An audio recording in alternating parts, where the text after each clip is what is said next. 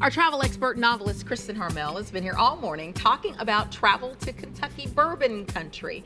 Well, we'll recap a bit of that, but in this hour, we'll also talk about how to bring a piece of Kentucky home with you. Okay, so welcome back, Kristin. Thanks for having me. Thanks for coming in. Let's first start off, I guess, what if you don't like bourbon? Or what if you've had bourbon and it wasn't really good and you're like, ooh, I don't want to try that again? Well, that's a very good question. Just like with any liquor or any wine, there are certainly bourbons that are not good. I mean, it's that way with everything. Absolutely. So, that's why I appreciated this trip so much. And that's one reason why I would really recommend taking this trip to bourbon country. Because it really does give you a chance to experiment and try a lot of different bourbons. But if you don't have time for a trip to Kentucky right now, which, I would still recommend going, but it happens. I would say if you're sort of a bourbon beginner, I would start with something smooth like Basil Hayden's. That ended up being my favorite bourbon when I was in Kentucky. There are different ways to drink bourbon. You can obviously mix it with things. There are a lot of bourbon-based cocktails. We'll actually offer some recipes for that on GalTime.com. Okay. So if you like cocktails, it's a good place to go for that.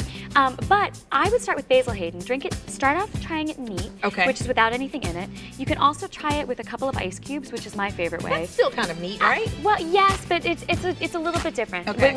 It just kind of opens up the taste. So it's a little bit of a different taste with a couple ice cubes in it. Okay. Or you can also try it with water, with cold water. Okay.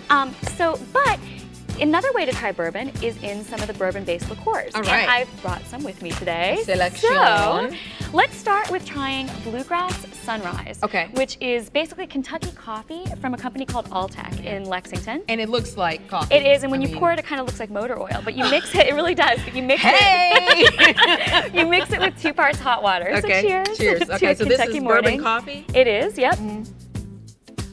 Oh, yeah.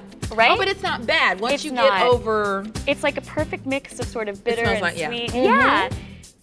So not to rush our bourbon tasting, but let's dive on to the next. I have to taste. Wild Turkey makes something that I know you've liked because you and I have talked about this before. Wild Turkey. This is called American Honey. Having a flashback from college.